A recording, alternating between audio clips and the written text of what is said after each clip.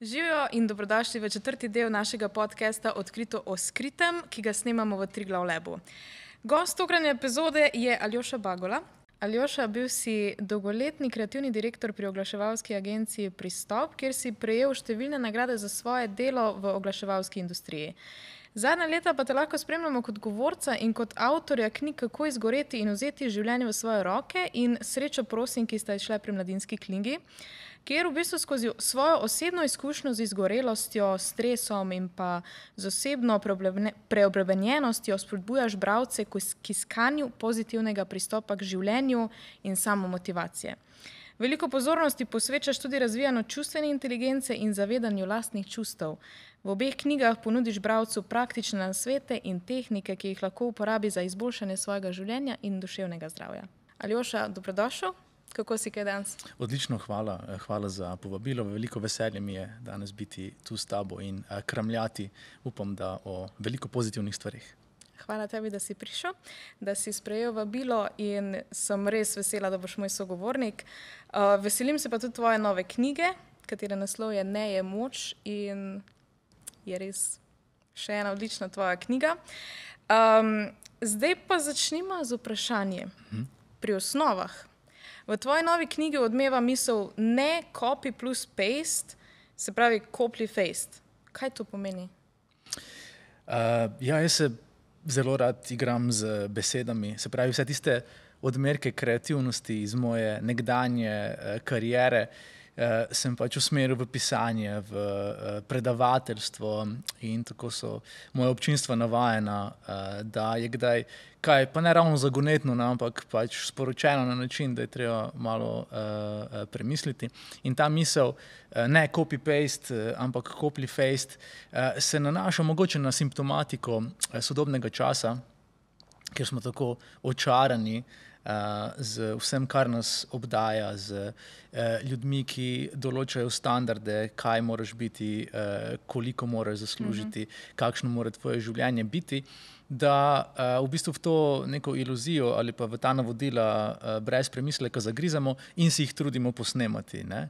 In zato pač svetujem, da ni treba kopirati, ne? Ni treba posnemati in potem živeti svojega življenja na način, da je utirjeno po vzgledu drugih, ampak da pobrskaš po sebi in se dokoplješ do svoje neke edinstvenosti, ne? Ker pač verjamem, da je vsak izmed nas zelo unikaten in zato pravim, da je boljše ne biti ponaredek, ampak tisto drugo, kar se skriva v tej besedi in to je redek, ne? In tu se mi zdi... Ti tvoje so tako jaz sem, oprosti, celo knjigo sem, meni stavki so mi res tak wow.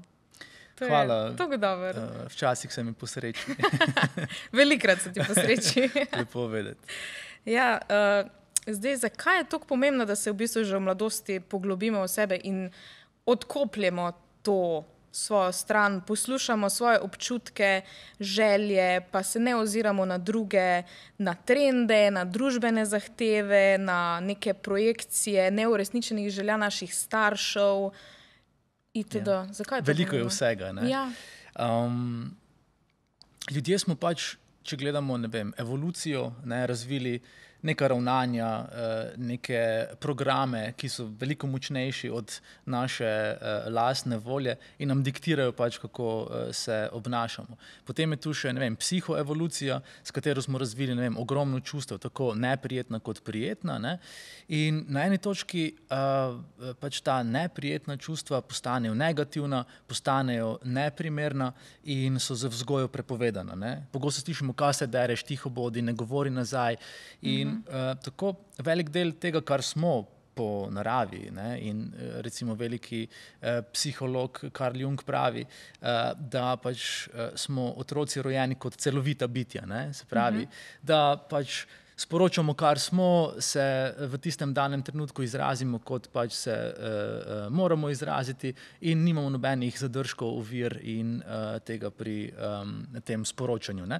Potem pa pač nas v vzgojo morajo starši nekako, ne vem, kultivirati ali pa civilizirati in zato pride na vrsto ogromno nejev in ogromno prepovedi, ogromno cenzure, embarga, karkoli že pač temu rečemo in korak za korakom se začnemo zanikati, ne. In seveda zdaj vsa ta čustva, ki so pač bila popolnoma legitimna, kot so jeza ali pa sram ali krivda, ne, postanejo prepovedana, neprijetna in potem, ko se kasneje zalotimo pri teh občutjih, mislimo, da je z nami nekaj narobe. Ne? Takoj se vklopi tisti starševski glas, tega ne sporočaj, ne? Bodi tiho, ne ogovarjaj, ne deri se, ne? Ker deremo se, ko smo jezni. Ne? In zdaj, ko pač jeze več ne znamo zdravo izražati, v nas začne brbotati in postajamo tak ekonom lonec, ne? In v nas vre in temu podžge še življenje z vsemi svojimi zahtevami, izzivi in preizkušnjami, ne? In potem si mi rečemo, ta ekonom lonec je zdaj ful naporen, zdaj si bom pa neke ventile našel. Ne? In pol odpiramo tisti gumb, ker para ven, sili in to so, ne vem, rekreacija, šport ali pa, ne vem, za koga kakšne odvisnosti, ne vem, videoigrice, alkohol in tak dalje, ne? In to ni vedno najbolj zdravo. Ne? Šport in rekreacija, ja, v zdravi meri. In potem, ko delujemo na tak način, temu rečemo, to je življenje in ne vidimo, moji starši so tako delovali, moji stari starši so na ta način funkcionirali in potem mora to biti recept, ki se ga moram držati tudi jaz. Ne? In zdaj, če seveda pristanemo na to iluzijo ali pa na to kolektivno halucinacijo, ne, da je to pač življenje, potem se nekako samo obsodimo na to ponavljanje vzorca, na to predajanje te štafetne palice naprej. Ne? Če pa se ustavimo, ali pa nas ustavi življenje, tako kot je mene, pač izgorelost, ne? Smo prisiljeni se zazreti v to, kaj se v nas dogaja, kako se lahko s tem spoprimemo in potem kmalu, ko stikamo v temi, ne, in v tej silovitosti kakšne preizkušnje za nečim, kar bo delovalo, kar bo pač imelo vzrok in potem blagodejno posledico, ugotovimo, saj v resnici pa lahko jaz veliko več stvari počnem na bolj zdrav način, na manj prepovedan način in ko se začnemo, se pravi, izražati, da se dokopljamo tudi do nekih čustev, se počutimo bolje. Ne?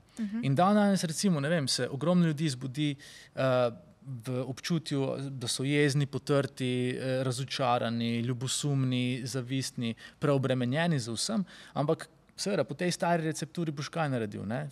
Potlačil boš vse, tiščal boš to stran, vzel boš telefon, gledal vznemirljivosti novičarskih strani, družbenih omrežij in tak dalje. Ne? In potem, če čustev ne izrazimo, nas pač po nekem določenem obdobju začnejo šikanirati oziroma sabotirati, ne, kot temu pač rečemo. In zato je pomembno, da se začnemo ukvarjati s sabo dovolj zgodaj. Ja, problem je tudi pri tem, da ljudje, ko spremljajo socialna omrežja pa medije, se res velikokrat se probajo primerjati z ljudmi, ki jih spremljajo. Tudi jaz imam ta problem, ker sem vzor mladim puncam in jaz vedno govorim o tem, da morajo biti takšne, kot so, kot želijo biti. Ampak zelo pogosto to razumejo kot moram biti bolj kot Kaja. In se potem ne strinjamo. Jaz zelo podpiram pri tem, da se ne strinjamo. Jaz sem takšna, kot sem, ti si takšna, kot si. In se mi zdi zelo pomembno, da poudarjamo, da vsak človek je nekaj unikatnega, individualnega in noben trend te ne more podrediti, da zdaj pa tak moraš biti, pa drugačen. Zdaj, tu se lahko vrneva k tistemu izhodišču, kjer narava v nas prednaloži te res močne programe, po katerih delujemo. In zanimivo je, da je eno izmed najbolj pomembnih preživetvenih orodij v naših možganih vzgib posnemanja in primerjanja. Ne? In se pravi, v plemenih, v daljnih skupnostih je to služilo temu, da so se otroci dovolj zgodaj ozirali po starejših, ki so jim postali vzor, ne? So razvili takšne navade in obnašanja in ravnanja, da so z njimi koristili plemenu. Ne? In zanimivo, ker pač v kontekstu družbenih omrežij se veliko pogovarjamo o dopaminu, ne? Se pravi tem nevrotransmitorju, ki nam v bistvu ustvari neko vzhičenost, to je tako imenovano umetno srečo. In dopamin je v prvi vrsti namenjen temu, da se sproži zato, da v bistvu utrdi dobre navade. Se pravi, dopamin se izloča v pričakovanju nagrade, ko mi nekaj naredimo in pričakujemo, da nas bodo starši pohvalili. Ne? To je ta občutek ne, ko si prvič ponosen nase in vsi vemo, kako to dobro dene. Ne. In se pravi, to je tak mogočen ta biološki predpis, ki v bistvu pomaga, da otroci poberejo dobre stvari od staršev oziroma takšne, ki plemenu koristijo. Zato se je ful težko, recimo jaz predvidevam, da so tvoje oboževalke, te, ki te res primerjajo, malo mlajše od tebe oziroma precej mlajše, ne? Se pravi zgodnje najstnice. Ne? In tu je ta v bistvu vzgib ful prisoten, ful učiten, ne? To vidim tudi pri svojih hčerki. Ona je sicer malo mlajša, 11 let, ampak je že najstnica v zametkih, ne? In vidim, kako pravzaprav vsrkava in kako so ji vzornice pomembne in kako se želi obnašati kot one. Ne? Tako da temu se je ful težko izogniti in ko si pač dopustimo, da nečemu pripadamo, ne, ali pa da smo nekomu podobni in vemo, da se še nismo čisto odkrili, se mi zdi, da je to nek zdrav potek odraščanja. Pol pa pride seveda ta pač mladost, kasnejša mladost ali pa mlajši odrasli, ne, v 20-ih, tam pa že začneš odkrivati, jaz sem pa to in to. In kar je še zanimivo, kar ti bo mogoče bolj prijetno pri tem, je, da v bistvu ljudje v svojih vzornikih pravzaprav prepoznamo svoj zaklad, ki ga pa še ne upamo pokazati svetu. Ne? In to mi je taka lepa misel, da v bistvu ti nekoga občuduješ ali ti je pa vzornik zato, ker ima nek isti... nekaj vidiš sebe tako, točno to. Nekaj, kar je v tebi zakopano, ti se pa tistega še tako sramežljivo oklepaš, pa si rezerviran pri tem, da bi to nekako delil s svetom. Ne? Jaz recimo, ko sem bila najstnica, sem imela ogromno vzornikov in bi rekla, da sem kasneje sem postala nek skupek vsega tega, kar mi je bilo všeč, da sem zdaj v bistvu to, kar sem. Tako da tudi jaz nisem originalna, nihče ni. Mislim, vsak je, pa nihče ne more v celoti biti, ne? Ker pač ljudje vseeno moramo pripadati, biti moramo razumljeni. In zanimivo je, da pač je ta strah pred delanjem napak spet posledica teh mehanizmov, ne? Ker če recimo se nekdanji člani plemena niso prilagajali, niso posnemali prevladujočih navad, so s tem začeli kršiti norme, pravila, določila plemena in so delali napake. In s tem so ogrozili varnost plemena. In zdaj, večinoma jih je pleme takšne, ne, ki so delali napake, bilo prisiljeno izločiti in v nemilosti narave seveda niso preživeli. Ne? In zato je v bistvu, ko je nas strah napak, ko nas je strah prevzemanja odgovornosti, se v nas aktivira ta pradavni strah pred tem, o moj Bog, pleme me bo izvrglo in umrl bom. Ne? In zato je tudi ta izločenost ali pa stiska, ko ne vem, koga šikanirajo na družbenih omrežjih ali pa ko ni nekdo del nekega kroga ali druščine ali klike, ne, tako močna in tako prisotna. Ja. Omenil si starše in koliko so pomembni pri tem razvoju in tudi prej smo že v prejšnjih epizodah poudarjali v bistvu pomembnost starševske vloge pa podpore pri osebnem razvoju. Kakšno vlogo so pa odigrali tvoji starši in na kakšen način ti učiš in spodbujaš svojo hčerko pri odkrivanju lastne identitete? Jaz pravim, da so starši vsaj na začetku naš najmočnejši vzor, zato od njih prihajajo naši najmočnejši vzorci. In vzorci naše družine so bili zagotovo predvsem predanost delu, garaštvo, prevzemanje ogromno odgovornosti, prenašanje ogromno stresa.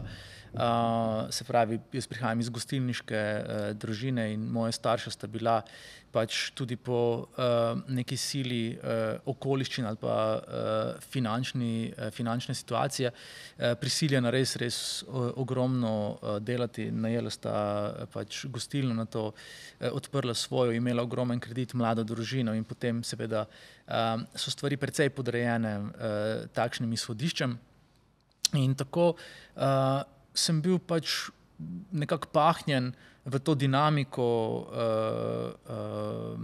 gostilniške družine, kjer so seveda starši veliko odsotni, nimajo veliko časa zate, moraš se znajti, veliko si pri babicah, dedkih.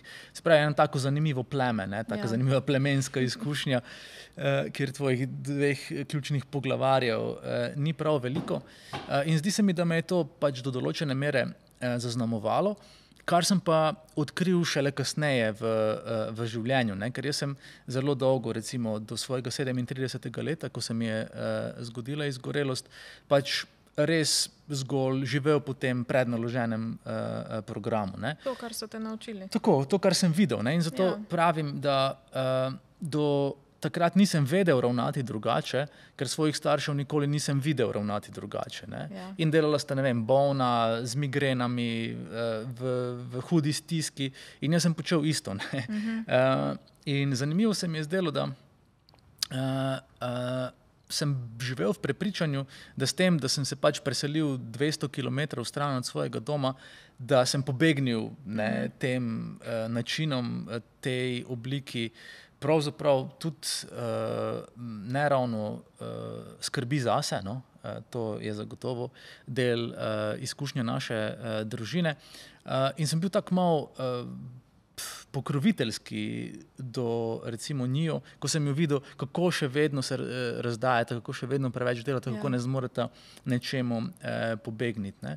In potem me je seveda življenje hitro nekako seznanilo z dejstvi, mi postreglo z resnicami in ko sem se zazrl v pač ta svoj ustroj, v te svoje vzorce, ki so naši družinski vzorci, ki so naši rodbinski vzorci, ki seveda grejo iz generacije v generacijo, sem bil prisiljen zatem začeti razčiščevati. Ne? In zdaj pri 45 letih mi je veliko stvari jasnih. In kako si to zdaj ti to generacijsko prenesel na svojo hčerko? Kaj je tukaj drugače? Ja, v bistvu se mi zdi, da se naučiš stvari filtrirati. Ne? Zdaj, ko rečemo filtrirati, seveda vsi pomislimo na tehnologije, ki nam pomagajo spremeniti naš videz. Ne? Filtracija v tem primeru pa je v bistvu ločevanje zrna od plevela. Ne?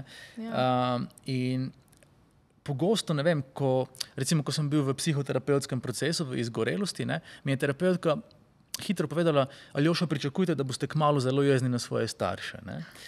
In potem seveda začneš uperjati prst v vse, kar je bilo narobe in naenkrat se ti zdi tudi zaradi tega, ker je tvoja preizkušnja tako silovita in je res težko, ne, da so pač ti to zakuhali, da so vsega krivi in se navadiš ta prst uperjati potem v vse, kar je bilo slabo. In tu je še nekaj zanimivo, kar nam tudi pomaga pri teh destruktivnih mislih. Naši možgani v okolju najprej iščejo negativne informacije, torej nevarnosti, zato ker so te za naše preživetje bolj pomembne. Ne? In tudi potem, ko ti delaš to introspekcijo, pa to inventuro, ne, psihološko, se dvakrat bolj osredotočiš na vse, kar je slabo. Ne? In zato se je res pomembno naučiti prepoznati tudi dobre stvari, dobre vzorce. In recimo, pisanje mi je pri tem ful pomagalo, da sem lahko to inventuro naredil na prav način. Ne? Da sem lahko prišel, glej, to je bilo grozno, to je bilo traumatično, to me je ful zaznamovalo, ampak to je pa nekaj, kar bom z največjim veseljem predal naprej k hčerki. Ne? Da si prefiltriral. Točno to, ja. In potem pri vzgoji je zanimivo tudi to, da ko ti otroka vzgajaš in medias res, se pravi, ne, ko si res neposredno za njim, ne da razmišljaš, kako bom otroka vzgajal, pogosto uprizoriš neke stvari, ki si jih doživel kot otrok. Ne? In pol tako, o moj bog, a sem pravkar bil isti kot moj oče. Ja, a sem bil isti kot mama. Ne? In potem se v bistvu potegneš nazaj in recimo tudi, ko so naši starši kaj takšnega opazili, ni bilo ravno modno, da bi rekli, oprosti, veš, to pa ni tak, ampak so delovali naprej z pozicije avtoritete, z pozicije moči. Jaz sem tako rekel, tako bo. Ne? In seveda pač meni se zdi, da smo se z našo generacijo naučili, da je to popravilo škode, super, da sva na zavarovalniškem podcastu, ne, da je to popravilo škode tudi psihično. Ne, in da ti v bistvu, ne vem, ko prideš nejevoljen, ko prideš z ogromno bremeni, ko imaš kratko zažigalno vrvico in ti otrok res ušpiči nekaj, kar mu ne bi bilo treba, ne, in vzrojiš in ne vem, ga nadereš, karkoli že, da si sposoben kmalu iti do njega in mu reči, oprosti, to, kar sem naredil, ni bilo prav. Bil sem jezen zaradi ene stvari v službi in ni bilo prav, da sem se zadrl nate. Ne? In ta popravila škode so pravzaprav tisto, kar delajo odnos dober. In prepričanje, da moramo otroka vzgajati samo v vati, se mi zdi, ne vem, prežeto z neko skrbjo, da bo vse v redu, da ne bo izpostavljen slabim stvarem in tako dalje. Ampak pravzaprav ga moramo naučiti tega, da je življenje dinamično, da se vedno slika v nekih nasprotujočih si parih, da obstajajo čustva, ki so prijetna in čustva, ki so neprijetna. In so neprijetno je treba predstaviti. Točno to, ker so pač orodje za to, da sabo, z drugimi ljudmi in svetom spostavimo neke zdrave odnose. Ja, se mi zdi pomembno, da otroci vejo, da tudi starš nikdaj je okej in da se tudi starš zna opravičiti in da je v bistvu ta komunikacija kar ena pomembnejših. Jaz bom rekla, da moji starši so mene vedno vzgajali na tak način, da sem se že zelo hitro začela zavedati, da tudi moji starši so samo ljudje. In mami se je vedno znala opravičiti in smo imeli tako, ja, tudi mami je šla čez ene težave, zdaj je malo bila jezna, ampak s tem ni nič narobe, tudi ti si kdaj jezna. Tako da ja, se strinjam. Zdaj pa imamo toksično tekmovalnost. In tukaj lažje postavimo meje. Kaj pomeni postavljanje meja in zakaj je to tako pomembno že takoj v mladosti? V zadnjem času je pravzaprav ta termin postal tak zelo priljubljen, tudi na področju, ne vem, poljudne psihologije in raznih priročnikov, kot je pač tudi moja prihajajoča knjiga, ki si jo že izpostavila in so imela tudi priložnost ena izmed prvih prebrati. In v bistvu se moramo zavedati, da so meje orodje za izboljšanje naših odnosov, ne. Veliko ljudi misli, da je to pač ali nek bav, ki se ga ne upajo lotiti, ker bodo izpadli sebični, nesramni, ker si bodo pokvarili odnose. Jaz pa pravim, da pravzaprav v zdravem odnosu postavljanje meja predstavlja neko možnost, da ga še izboljšamo, da smo bolj v stiku s samimi sabo. In če gre, ne vem, za partnerski odnos, da se oboji odkrivamo, da nekako presegamo tudi te obrambne mehanizme, ki jih razvijamo zgodaj v življenju, da smo se pač takrat zaščitili pred, ne vem, močnimi čustvi ali situacijami, s katerimi smo bili obkroženi in nam pač zdaj v tem odraslem življenju ti obrambni mehanizmi več ne koristijo, ker nam pravzaprav delajo škodo, ne. In jaz pravim, da ko rečemo ne, nismo več kar en. Se pravi, spet se postavimo zase, prepoznamo svojo vrednost. Začnemo obračunavati z tem, da so nam pač vrednost kdaj določali drugi, ne? Ali z vzgojo, ali z ocenami v izobraževanju in tako dalje in tako naprej. In mi smo spet na to samodejno pristali in se potem predolgo zanikali, ne? In zato pač zapišem tudi, da trdne meje postavljamo tako, da nismo več pripravljeni iti na kolena, smo pa marsikomu pripravljeni iti na K. Se strinjam. Ja, in v bistvu je spet to neka faza odraščanja, ne? Zdaj otroci po naravni funkciji začnejo postavljati meje pri 2. letu, ker je najbolj priljubljena beseda ne. Ne, gremo iz ne. In to je v bistvu ljubko, ko si pa pač starš, pa ni vedno tak, ne. In zato jih seveda pač na razne načine prepariramo, da oni malo popustijo in mi nekako tudi pristavimo to, kar se nam zdi pomembno. Ok, in potem gremo naprej, recimo do faze najstništva, kjer se pa zgodi ena zanimiva stvar, ne. In to je, da so med 15. in 25. letom centri za tveganje v naših možganih fizično povečani, kar pomeni, da nas narava sili v eksperimentiranje, sili v preizkušanje meja in zatem v marsikatero neumnost. In takrat je pravzaprav naša naravna funkcija, da se staršem upremo, ne? Da ne pristajamo na njihove meje in začnemo uveljavljati svoje, da raziščemo svet, da ugotovimo, kaj vse zmoremo, ne? In zato se mi zdi zelo pomembno, da tudi postavljanje meja razumemo kot neko orodje, ki ti v določeni fazi življenja pomaga biti najboljša različica tebe v tistem danem obdobju, ne? In se pravi, ti pri 16 meja ne uporabljaš kot ultimat in nek šahmat, ki ga boš nekomu pač uveljavil, ampak to, da v bistvu odgovoriš na najpomembnejše vprašanje tistega obdobja in meni je to vprašanje, kaj vse zmorem. Pač mladost je v bistvu obdobje, ko imamo ogromno energije, ko nas v bistvu svet sprejema z odprtimi rokami, ko jo želimo pobrisati od svojih staršev, ker je pač to spet nekaj, kar moramo narediti, zato da smo avtonomni, da odkrivamo svojo samostojnost in lahko potem krila v življenju kasneje zdravo razpiramo. In ta, kaj vse zmorem v kombinaciji s to energijo, pravzaprav zahteva od tebe, da raziščeš svet, da ugotoviš, kaj vse ti zanimivega ponuja. Zdaj tu kde grejo pač pogosto kakšni predaleč, v smislu, ne vem, v Sloveniji je zelo popularno alkoholiziranje, najbolj priljubljena oblika samozdravljenja, takoj za deloholištvom in tak dalje. In zato se mi zdi, da pač, ne vem, enkrat razišči in pol pač ugotovi, da to ni najboljša možnost. Ja. In postavi mejo sebi pri tem. Ampak raziskuj naprej, kaj me zanima, kaj želim odkriti, kaj je moj talent, kaj je moja strast v tem trenutku. Imej band, ne vem, slikaj, piši poezijo, ne vem, spimpaj traktor, karkoli že. Pač probaj to, kamor te vleče. In zdaj bom tu vrinil mogoče to opažanje. Je seveda z tem v bistvu potencialom, ki ga nosiš, v konfliktu to, kar so vam pa mladim sile tehnologije.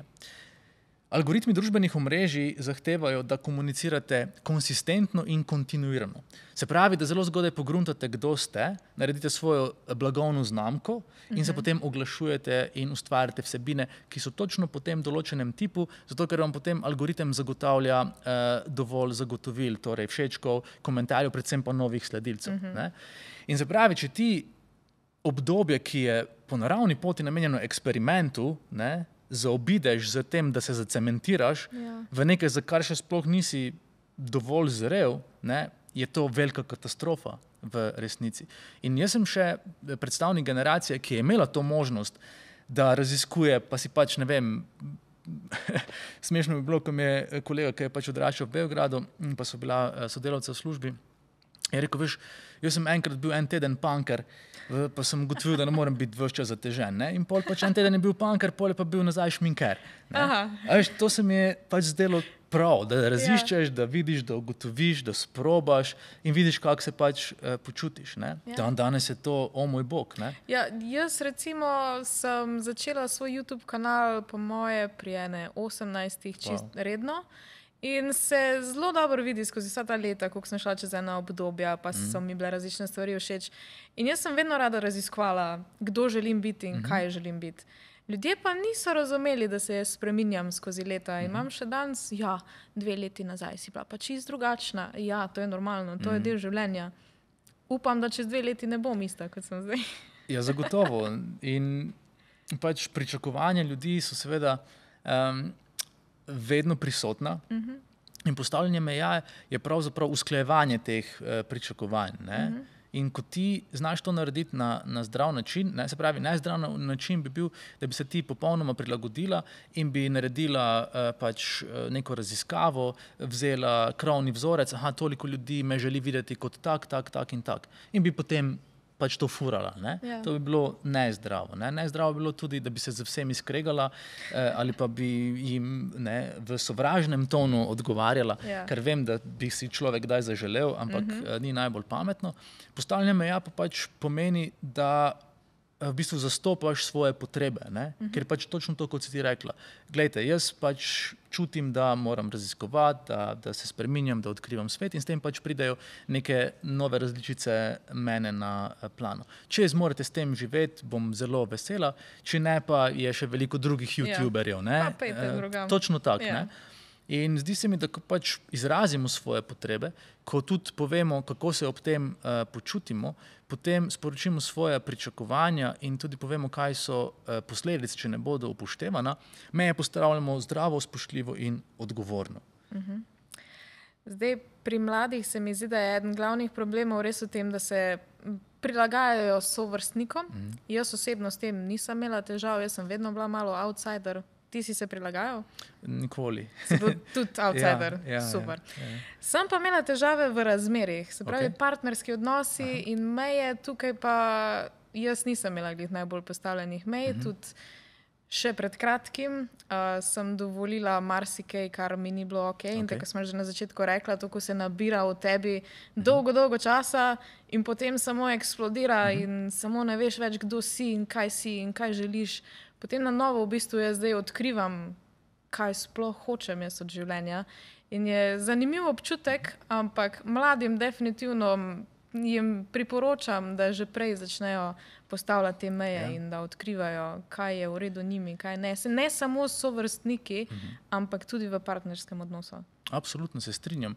Hvala za tvojo odkritost. Ampak težko je ljudem pokazati svojo ranljivost ali pa v bistvu neko različico sebe, za katero mislijo, da jo bodo drugi obsojali ali pa da bo zaradi tega v očeh drugih obveljala kot, ne vem, manj vredna ali pa nemočna in tako dalje. In pač meni se zdi, da nas je ljudi zelo strah zavrnitve. Ne? In to je v slovenskem prostoru še posebej pereče, ker če gledamo pač tudi nek naš psihogenom, se pravi, kako smo kot narod psihično opremljeni, smo pogosto morali z enim očesom in ušesom paziti, kaj o nas mislijo drugi. Bodi si gospodarji, bodi si vsi ostali. Ker pač nam je bilo zapovedano, da smo pridni, ubogljivi, ne? In tudi pridnost je etimološko iz časa Avstro-Ogrske in pomeni, da nisi preveč pameten, si pa ubogljiv, ne? In zato jaz dobim ošpice, ko slišim to besedo. In zato tudi trdim, da se moramo te svoje pridentitete, torej identitete pridnosti, počasi, korak za korakom znebiti. In seveda zdaj, če to razslojimo še na spol, se mi zdi, da vam je pa ženskam tradicionalno bilo zapovedano, da ste še posebej pridne, ubogljive in da ne govorite nazaj, ker je to rezervirano za moške. Ne? In tako to pogosto obvelja tudi v odnosih in z tem pač prikimavanjem ali pa pristajanjem tudi na to, kar ti ni okej, seveda en velik del sebe zanikaš in to zanikanje se seveda prevesi v krivdo, v razočaranje in seveda v jezo. Ne? In jaz pravim, da se jeza ne stara dobro, ne? Za razliko od vina. In v Sloveniji... Stara se kot mleko. Ja. In v Sloveniji pravimo, da nimamo delujočih vulkanov, v resnici so pa domala na vsakem domačem odnosu. Ne? Ker slej, ko prej ekonom lonec raznese in dobimo vulkan. In seveda, če meje ne postavljaš pravočasno, če se ne vzameš zase ob pravem času in to potlačuješ, zanikaš, požiraš, goltaš, karkoli že, se bo to zgodilo z veliko silovitostjo. Ne? In če jaz pravim, da če odnos ni dinamičen, hitro postane dinamiten. Ne? In zdaj, kaj pomeni dinamičen odnos? Ok, vse bo po tvoje. Ja, jaz bom pa priden, ubogljiv, zato ker se bojim, da te bom zgubil, ali pa se bojim zavrnitve, ali pa me je strah, da bom ostal sam in tega ne bom shendlal. In zato bom naredil vse samo, da ti ugodim in ne rečem ne. In to je taka osnovna dinamika v bistvu odnosa, ker hitro dobimo agresorja na eni strani in na drugi strani žrtev. Ne? In potem seveda z vso to zanikanostjo sebe ti ne preostane kaj veliko drugega, kot da greš miselnost žrtve. Ne? In ti si navzven, ja, super se mava, ja, on je tak fajn, ja, da, mogoče kakšni frendici, pogodrnjaši, ne? Sicer pa se krepi ta žrtev, ne? Poglej, kako se razdajam, pa ne dobim niti trohice zahvale, ne opazim me, da vse je zanj ali za njega. In to ne more dolgo trajati. Ne?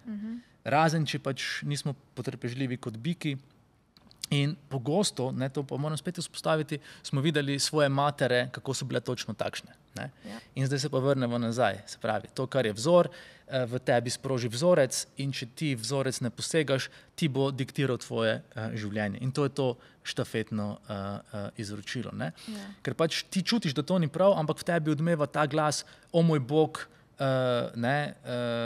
če zdaj povem, kaj me moti, če povem, kaj si želim, bo to konec razmerja. In spet, naši preživetveni možgani, o moj Bog, skupnost te bo izločena, glej, kakšna si, ne moreš obdržati razmerja in boš oklicana za, če si dovolj drzna, za čarovnico in te bodo se žgali na grmadi ali pa za Bogo revico, ki se boš sem smilila. Oboje pa sabo prinaša sram. In tako imamo strah, krivdo, sram, ki so seveda v osnovi zelo krščanska čustva, ampak zelo, zelo dobro delujejo. Ja, definitivno. Mladi bi mogli v mladih razmerjih, ko začenjajo, res si pustiti drug drugemu, da se odkrivajo in da si dovolijo rastiti, ker se mi zdi, da se sploh v teh čist prvih razmerjih se zgodi, da se dva sicer na začetku zelo dobro ujameta, sta si, joj, ti si meni toliko všeč, recimo bom dala nek res tak primer. Meni so zelo všeč moški, ki imajo dolge lase in potem se ti ostrižeš in mi nisi več všeč. Ja, ne vem, mladi si moramo dovoliti. Ja. Ne, lahko si takšen, kot si, jaz bom vseeno stal s tabo, ampak to zdaj mislim na malo bolj globoke stvari, ta je bila zdaj samo za primer. Ja, ampak zagotovo je zgovorna in po eni strani govori o dvojem. Eno je površinskost sodobnih razmerij, ker pač v mladosti je dost logično. Ampak kar je meni pri mladih zanimivo, to je ta hashtag ik, oziroma bljak. A veš? In super mi je bilo, ko sem bral o eni psihologini, mislim, da se piše Gionta, ki je rekla, da gre za tragično nečimrnost sodobne generacije. Se pravi, ključnik ik pomeni bljak. Ja. Se pravi, si v razmerju in naenkrat opaziš, da on preveč... Čudno diha. Ja, tako. Ali pa ko fotka čudno izboči rit. Ne? Ali pa prevečkrat nosi tisto razvlečeno zeleno majico z svojim najljubšim in ti greš deliti to z svetovno javnostjo. Ne? Se pravi, moj partner je ogaben. Ogaben je, ker tak diha in ti končaš razmerje. Ne? No, tu se pa zdaj moramo naučiti od prejšnjih generacij in to je potrpežljivost. Ne? In jaz pravim, da za odnos je pomembno veliko P-jev. In to je prisotnost, pristnost, pripravljenost na pogovor, pogosto težek pogovor, potrpežljivost in poslušanje. Ne? In šele ko v bistvu to vzameš v zakup in si se po 3 mesecih biokemičnih reakcij v tvojih možganih, ki jim rečemo zaljubljenost, pripravljen res pripraviti na ljubezen, ki pa ni, kot pravi filozof Alain de Botton, ni čustvo, ki si ga pač moramo želeti, ampak spretnost, ki jo moramo osvojiti, je pa pač precej drugače, kako je ta teren pripravljen in kako se na tem področju igra. In zdaj, če ti bo šlo na živce, kako nekdo sreba juho, pač imaš 2 možnosti. Eno, da ga osramotiš pred svojimi sledilci, drugo je pa, da se pač pogovoriš o tem. Ej, glej, vem, da je trapasto, ampak moti me, da pač, ko pojeva juho, je po tleh poplava. A lahko glede kaj tega... Ja, mogoče se nauči jesti juho. Recimo, ampak pač pravim, da je tu mogoče to potrebno upoštevati in pač v razmerje vnašati neke druge kriterije, kot so zgolj ti pač površinski. Ampak dobro, ko si star 16, je pa tu nekaj drugega pomembno, kar pač želim še izpostaviti in vedno se vračam na te sodobne tehnologije in predvsem me danes, sploh tudi, ker imam hčerko, skrbi, kako se pač mladi fantje nekako podučijo o spolnosti. Zdaj, v moji generaciji je vedno obstajala ta fotorova posebna videokaseta. Tam nekje je bila skrita in pač vsi jo imel možnost nekako zbrskati, pa je pol tudi videti. Ok, štekam, razumem. In pol kot pravi šala Boštjana Gorenca pižame, je največja nevarnost bila to, da je nisi prevrtel nazaj na točno tisto mesto, ker je nehal gledati. Ja. Danes je pa pač dostopnost do pornografije, ne, in to pač do raznih oblik, ne, tako demokratizirana, da pač mladi fantje, predvsem za ženske zelo ponižujoče spolne prakse, dojemajo kot običajno spolnost. Ne? In potem pač želijo iste stvari. Ne? In tu pa se je treba pogovarjati v resnici. In tu je pravzaprav treba postaviti meje. In tu je treba biti trden in neizprosen tudi v pogovor. In se pač pogovarjati, glej, kaj ti paše, a bi mogoče probal to ali probala to, sproščeno, ne? Ne zatem, ok, videl sem, da je tak, zdaj pa bo pač avtomatsko tako, no, tako da to pač kar polagam na dušo. No. Ja, zdaj, ko smo že šla mačka na digitalno, a ne, kako v bistvu najmladi poiščejo neko zdravo ravnovesje med resničnim pa med digitalnim življenjem. Jaz recimo, ker sem bila outsider, sem našla svoj prostor na internetu, sem igrala ogromno igrc in sem našla svojo skupnost na raznih Tumblr je bil takrat, ne vem kaj vse. In takrat je bilo še sicer malo smo imeli omejitve, pa je bilo 1 uro na dan, ne. Zdaj pa nekako tega ni, vsi imamo kar telefon, pa skozi smo gor. Kako najdemo tukaj neko zdravo ravnovesje? Splet je ne zgolj zanimivo okolje, ampak zelo intenzivno, ki s sabo lahko prinese veliko pozitivnega, recimo, če pogledamo recimo možnosti, ne vem, nekih poslovnih povezav, delanja svojega biznisa že zelo zgodaj, tudi nekega opolnomočenja z znanjem, je to pač fajn pridobitev za človeštvo. Ampak nažalost je negativnih stvari veliko več, vsaka generacija jih znova odkrije in nedavno sem bral pač študijo o tem, da pač vsako leto pridejo nove oblike duševnih stisk med mladimi in ena izmed zadnjih je profile envy, kar pomeni, da mladi zavidajo svojemu digitalnemu sebi, torej svojemu avatarju, da živi boljše življenje od tega, ki ga živijo oni v obliki mesa in krvi. Ne? In to so že kar težke stvari za razločiti, ne? In nekako narediti neko varno distanco. In zdi se mi, da je razumevanje tega, kaj se jim dogaja, neka prva točka. Naša osnovna potreba, da se počutimo psihološko varni, je, da smo razumljeni. Ne? To je spet neka zelo bazična stvar, da pripadamo, da smo del plemena, skupnosti in tako dalje. In zdaj, kaj se zgodi? Ne? Pač starši kupimo otrokom telefone, jih prepustimo celemu temu hudourniku vsebin, dražljajev, za več ur na dan. Vse, kar počnemo, je, da se deremo, daj to iz rok. Ne? In ne razumemo, kaj se v bistvu v ozadju dogaja za to že omenjeno dopaminsko povratno zanko, ki poleg dobrih navad ustvarja tudi vse vrste odvisnosti, ne? In se potem samo deremo. In recimo jaz pogosto, ko predavam na srednjih šolah dijakom, ne, ko jim povem, kako pravzaprav nastane ta vrste odvisnost in da v bistvu niso sami krivi za to, kar se jim dogaja, čutim nek občutek razbremenitve. Prav tako odleže jim za hip in ugotovijo, zato ker očitno vso krivdo pripisujejo sebi. Glej, jaz sem tak trapast, da ne morem tega odložiti, ne? Foter pa mama zahtevata, v resnici pa že recimo na univerzi v Stanfordu, ki še danes izobrazi največ inženirjev uporabniške izkušnje v Silicijevi dolini, še danes poučuje predmet o tem, kako zlorabiti najšibkejše dele človeške psihologije za povečanje interakcije z uporabniki. Spravi, ti kot uporabnik nimaš šanse, da te ta mogočna tehnologija, ti mogočni algoritmi in umetna inteligenca ne bi prikovali pred zaslone. In zdaj, ko pač mladim rečemo, glej, štekam, zmanipuliran si, a veš, tu pač je največ denarja, kadarkoli na svetu, kar ga je obstajalo, vrženo v bazen za to, da si ti tu priklopljen in prilepljen. In potem mu rečeš, razumem te, kako je to težko, in to je prvi korak, da v bistvu spostaviš sploh neko možnost, da pride od te odcepitve od zaslonov. Ker če samo dereš pa kaznuješ, se pravi, ne boš ustvaril zaupanja v odnosu, otrok se bo počutil izločenega In to ni nek ploden teren, zato da do sprememb prišlo. Logout.org ima izjemne vsebine za pač to celovito področje digitalnih odvisnosti in pomoči pri tem.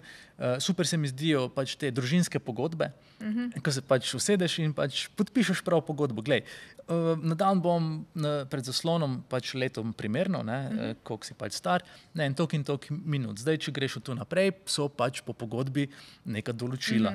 Zdaj moraš biti 1 uro zunaj ali pa sprehoditi psa, pomagati pri gospodinjskih opravilih in tako dalje in tako naprej. Tako da obstajajo neke oblike pomoči, ampak ta gradnja zaupanja med staršem in otrokom in to razumevanje je osnovno. Najhujše je pa tisto, ko pač se deremo otroku, odloži telefon medtem, ko mi scrollamo, doom scrollamo še naprej. Da si vzor, ne samo da...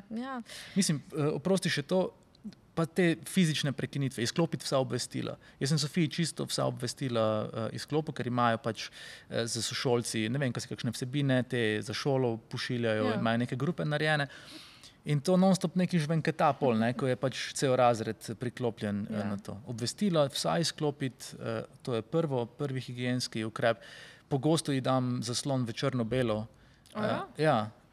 Zdaj že zna nazaj priklopiti, ampak tudi sebi dam pogosto zaslon v črno-belo, ker ful zmanjša to prestižnost dražljajo. To je res. Zdaj, da se obrnemo nazaj na tebe, ti zagovarjaš eksperimentiranje. Koliko si pa ti kaj eksperimentiral? To je v bistvu ful dobro vprašanje, ker jaz sem pa tak rigidnež, ki še nikoli ni bil pijan, zadrogiran. In pol me vsi vprašajo, a sem kronično zdolgočasen tudi zaradi tega. Ampak, v bistvu, kar je zanimivo, pač pa sem to tudi razkrinkal kasneje, ne zgolj na psihoterapiji, ampak potem tudi, ko sem knjige pisal, je pač ta potreba po nadzoru, ki jo imam jaz, bila tako vedno močna, zato ker zaradi že omenjenih okoliščin, pa kljub starša sta bila ljubeča, pa res ju ne bi za nič na svetu zamenjal, mogoče bi kakšne stvari prilagodil, sta se trudila in dajala vse od sebe, ampak pogosto so bile razmere res kaotične, v smislu tega non-stop poštarije, to je bilo prvo, vse ostalo je bilo pač podrejeno temu. In ta oblika nadzora, kjer sem pač tudi se opazil v kakšnih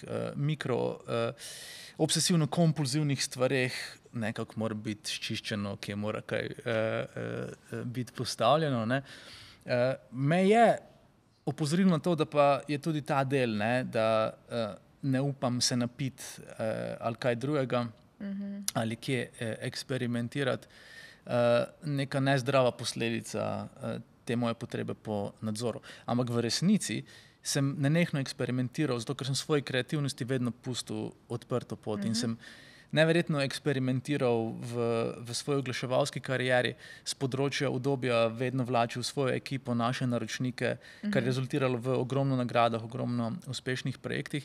In tako sem pač naredil to izravnavo in zdi se mi, da je pač to pravzaprav zdravo. In potem se spomnim, jaz sem pa ful rad hodil ven, pa ful sem rad žural. Nikoli pa nisem pil. In zdaj, vedno so se frendi trudili, kdo me bo prvi napil in pol so po par letih ugotovili, da ni šans. So obupali. Ja, ampak hkrati sem jih pa vse varno pripeljal domov, vedno. In kaj je bilo? Vse mame so bile navdušene nad mano. In to je bila tudi taka dobra Veš, da jaz isto razmišljam. Jaz tudi nisem v življenju bila pijana, drogirala se tudi nisem. Ampak po moje zaradi tega, ker imam YouTube kanal že toliko časa in me je toliko strah, da me bo nekdo kje videl. Ampak dajem pa kreativi, pa vso prosto pot in tukaj eksperimentiram. Vidiš, to sem zdaj ugotovila. Pametno. Dodala bi še del pri postavljanju mej. Ti velikrat na Instagramu poveš, da ko enkrat postaviš mejo in rečeš ne, je to dovolj. In ni potrebno dodatno razlagati. Zakaj pa je tako težko reči samo ne? Zakaj vedno imamo neko potrebo potem, da... Ja, mislim, jaz pravim, da Slovenci ne živimo samo v demokraciji, ampak tudi v nemokraciji, ker ko pride do besede ne, ostanemo tiho. In seveda je tu zdaj tradicionalni vzgib, to smo že obdelala, strah pred tem, da bomo izpadli sebični in potem bodo o nas govorili, da smo takšni, ne? Strah pred zavrnitvijo, izgubo, kar smo tudi že oddelala. Je pa tu še nekaj. In sicer pač je postavljanje meja spretnost kot katerakoli druga, ki se je učimo, in zato pač začnimo z ne, in tisto, kar se bo zgodilo naprej, bo pač, ne vem, tlakovalo našo pot pri izmojstrenju v tem. Ker ko bomo mojstri postavljanja meja, bomo tako, da bomo pač rekli ne in ne bomo zato polagali računov ali dajali posebnih pojasnil in se ne bomo zato posebej opravičevali, ne? In zdaj je scenarij tak. Oseba zelo dolgo pač, ne vem, ali trpi v odnosu, ali se ne počuti dobro, ta del sebe zanika in je zaradi tega razočarana, potrta, jezna nase in seveda vse to tlakuje nekako pot v tudi depresijo, v potrtost, ne? In končno se želi postaviti zase, lahko tudi svojim staršem recimo, lahko tudi svojemu kakšnemu prijatelju, karkoli že, in zbere pogum in pride do situacije, kjer reče, veš, jaz pa ne bom več vsakič za Božič prišel domov, vedno smo pri vas, letos sem se zmenil z prijatelji, ne? Lepo praznujta. To je bilo čisto dovolj, ne? In potem, kaj se zgodi? Ne, o moj bog, ne, 7 sekund se počutimo dobro, glej, kako sem to zrihtal, Ja, pol pa pride strah, krivda in sram. In pol začnemo z pojasnili.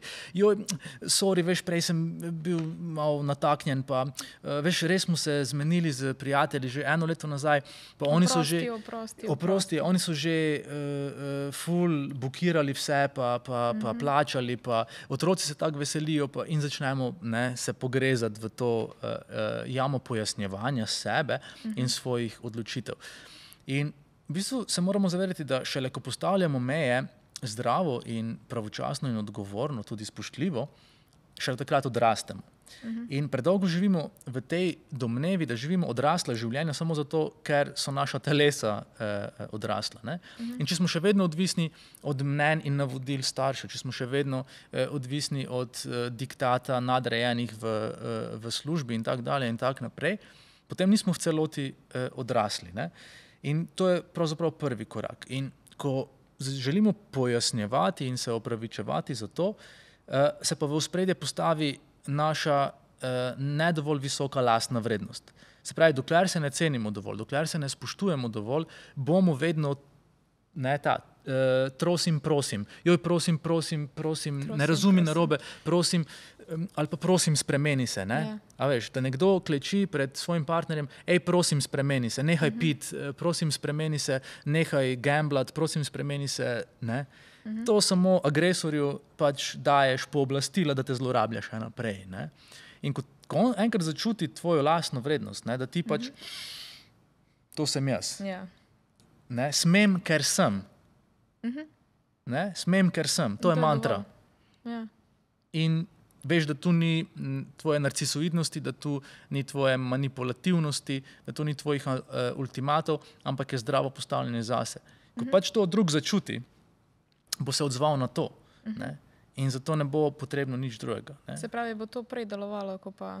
Absolutno, ampak zato pravim, ne, ker kaj ljudje naredimo pri spreminjanju sebe. Ko naletimo na prvo oviro, zabrišemo puško v koruzo in se odpovemo napredku, ne? To je pretežko, to ne dela brez veze, Bagola, ti kar piši svoje knjige, jaz se s tem ne bom ukvarjal, ne?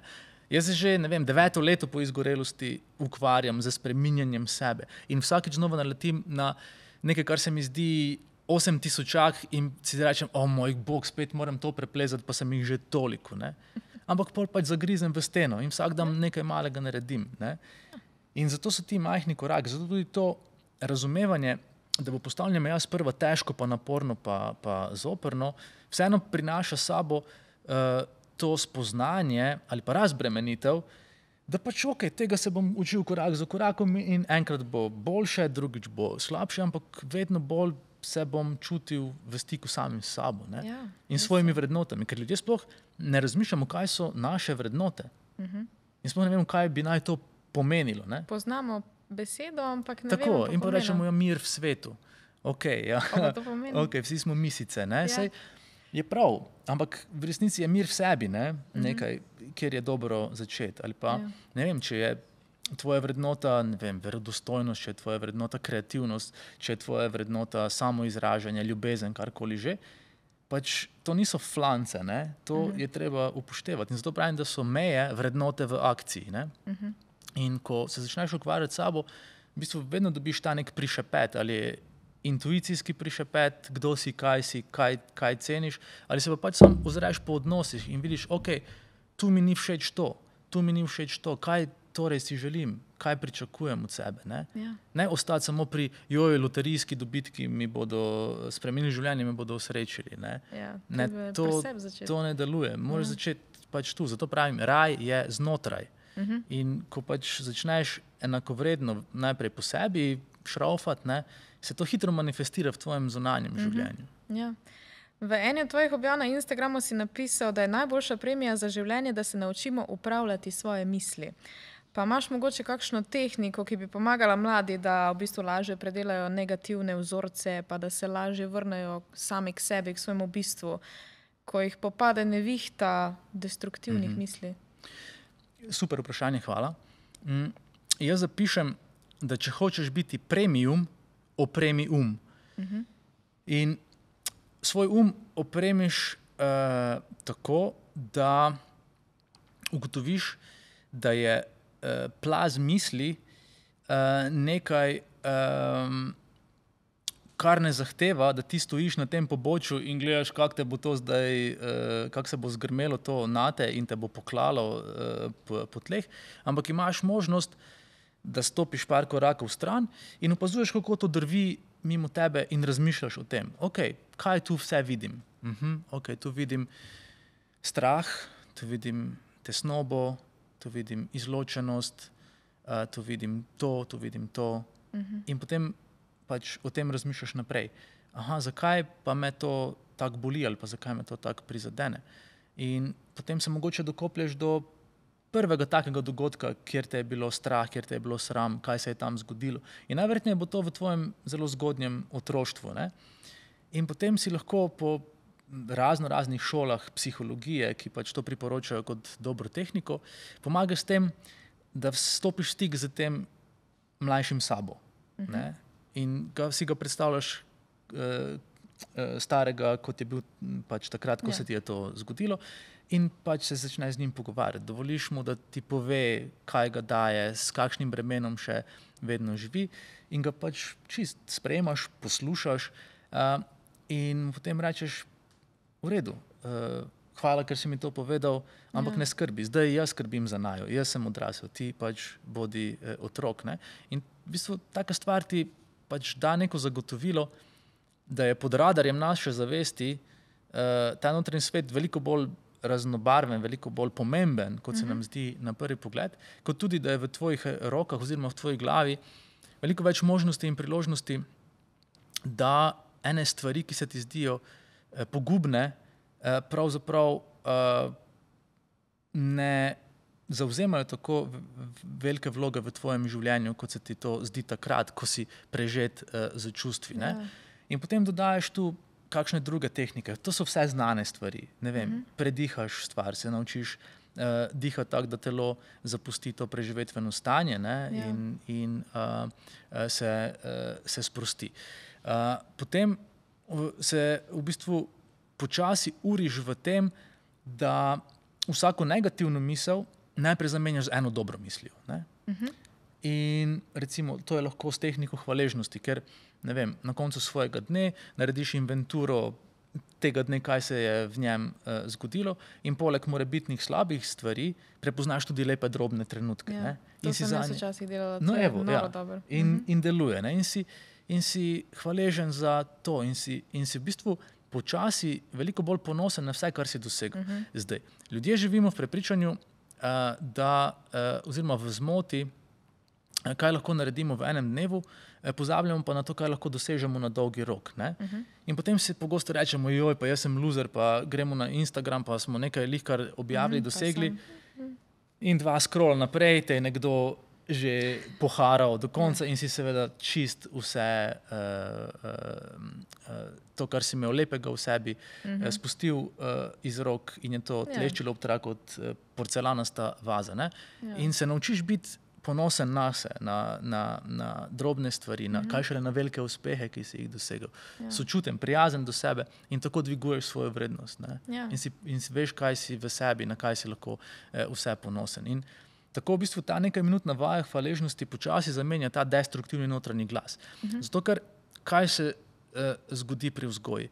Ljudje svoj notranji glas, torej tako kot razmišljamo o svetu, o sebi in drugih ljudeh, razvijamo tako, da ponotranjimo glas svojih staršev. In zdaj raziskovalci univerze UCLA so izračunali, da otroci do 10. leta slišimo 150,000 starševskih nejev, zato ni čudno, da je ta notranji glas naš največji kritik. Ne? In ta je tisti sprožilec negativnih misli, tisti, ki ti govori, nisi dovolj dober, nisi dovolj sposoben, da bi dosegel to in to. In mi se temu prepustimo in obtičimo za tem prepričanjem o sebi. In kar je še dobro vedeti, je to, da so v bistvu čustva zgolj odziv telesa na naše misli. Torej, če se jaz ne obsojam, če se ne samo obsojam zaradi tega, kar čutim in si rečem, da sem loser, ne, zaradi pač kakršnega koli neprijetnega dogodka in začnem malo spreminjati svoje misli, se malo uriti ali pa na vsakih 10 slabih dodam eno pozitivno na začetku, bom počasi svoje telo navajal na drugačen čustven odziv. In kar je še pomembno, kar sem tudi pač v teh zadnjih letih odkril, je to, da je naše telo neke vrste emo junkie.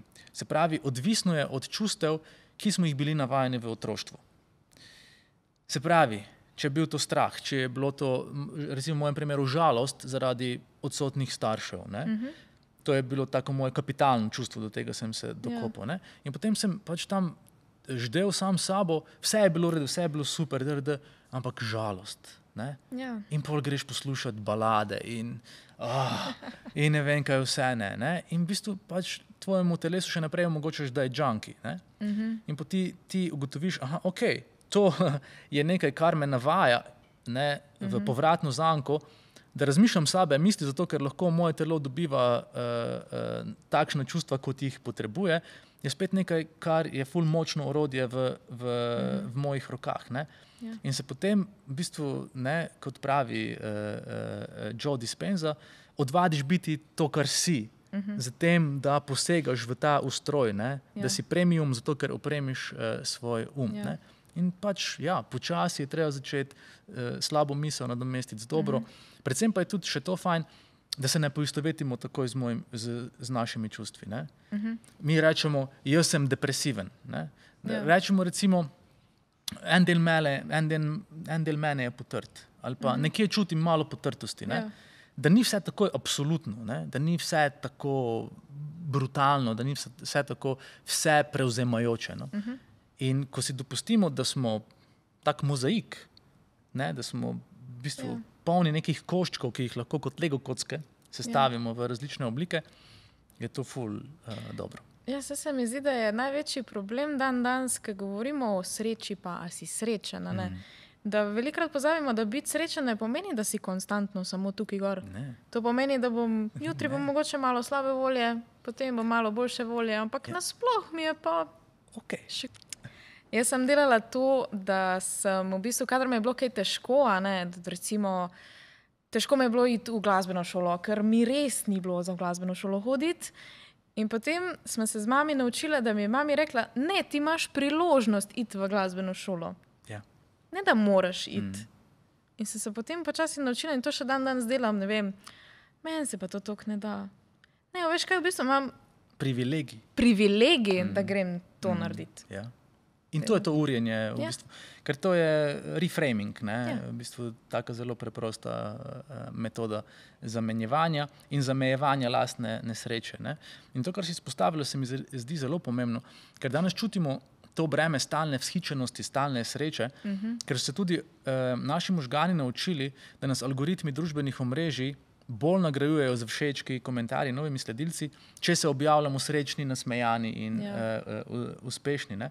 In v bistvu te vrste sreča ni dosegljiva. In če si to danes zadamo kot standard in ga celo mladim vsilimo, je to izjemno čustveno breme, s katerim se morajo kosati vsak dan. In zato mi je pač res grozno, koliko je samopoškodovanja, koliko je depresije, nažalost samomorilnosti med mladimi.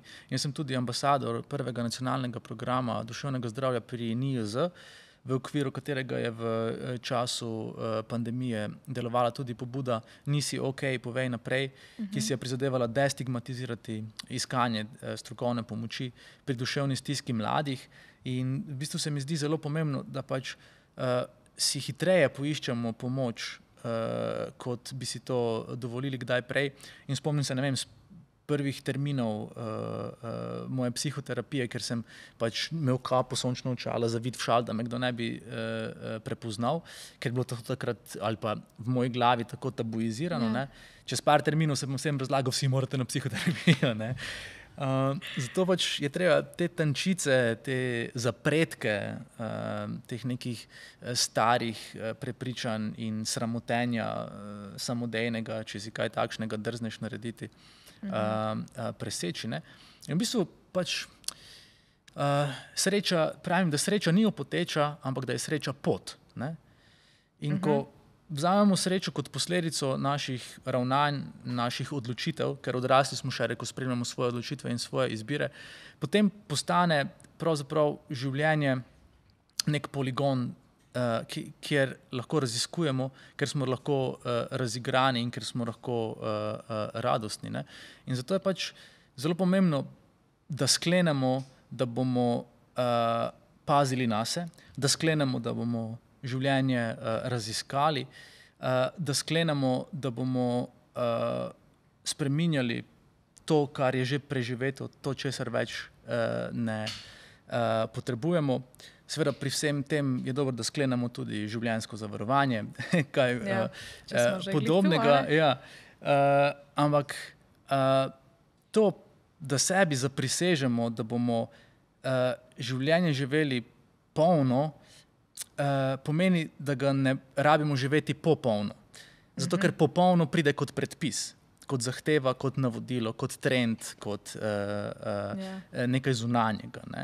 In zato popolno zamenjamo z polnostjo. In jaz pravim, da tudi pač perfekcionizem je zgolj dokaz, da se še ne počutimo dovolj vredni. Ne?